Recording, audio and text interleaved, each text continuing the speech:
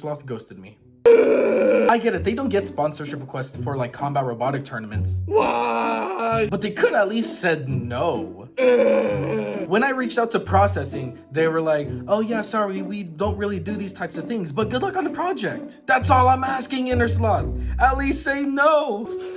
Don't worry about it though. I don't need them, you know? Innersloth, who cares? Who cares about Among Us anyway? I reached out to you guys. I put my heart and soul into that email. And for them to go, for them, Jojo, I know you. We've talked. Jojo said, I'm gonna forward this to someone that can make this happen. And what did they do? Nothing. No! And you know what? You know what, Jojo?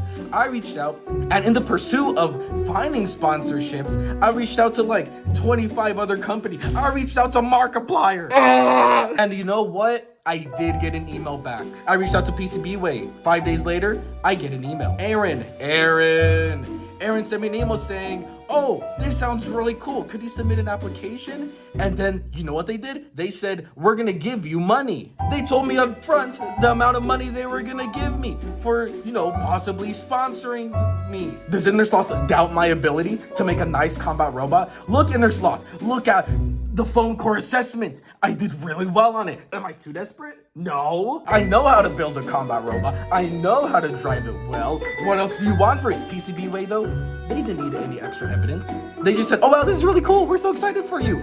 And they give me money. So PCBWay, love you, man. Innersloth, you're dead to me. Innersloth, I know where you live. I'm coming for you. Don't worry about me though. I made a lot of good progress with this week. I was finally able to make a lot of good progress on the fusion model for the robot. And here, let's go to that.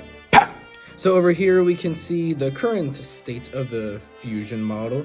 We can see that I made a lot of good progress. One of the notable things is that I have implemented better forks. So with these forks, what I'm hoping to be able to do is really lift off the opponent. I have made it very flush to the ground, and it is actually flush with the wheel. So that should be always right on the ground. And that should allow for the opponent to get on there. Hopefully we can lift them off just a little bit and then really just hit them with my kinetic effector. And speaking of the kinetic effector, I've updated that. This is what it currently looks like. Here, let me put a better screenshot of what it looks like. You can see that it now better resembles a hammer. And so it is asymmetrical. The hammer side is longer than the counterweight side. So that means that it theoretically should hit the opponent first. And so the purpose of that is just making sure that a bunch of force and energy from the whole blade rotating really just hits the opponent really strongly.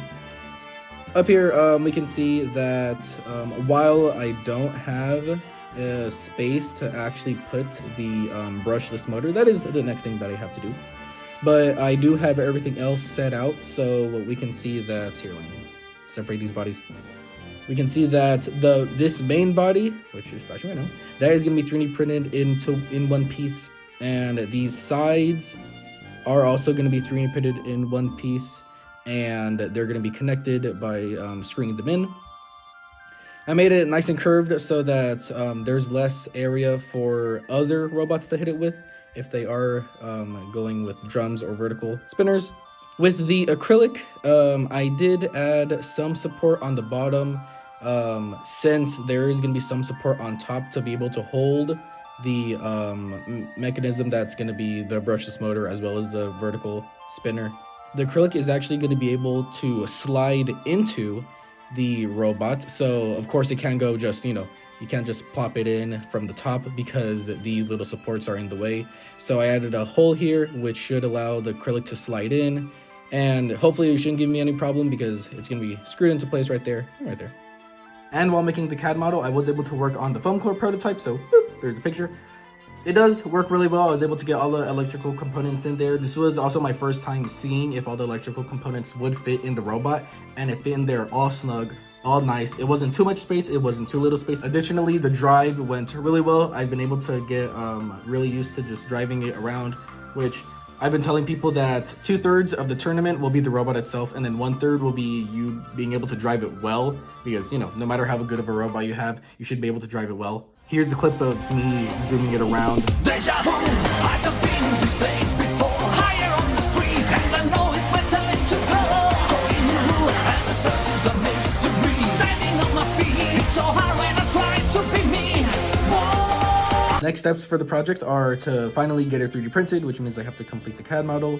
And then once that 3D printed, put it together, see how well it works. I do feel pretty confident about this. And so yeah, thanks for watching. I'll see you in the next video. And remember, Inner Sloth is dead to me. But PCBWay, they're the people to talk to. Okay, see you later. Stay sus.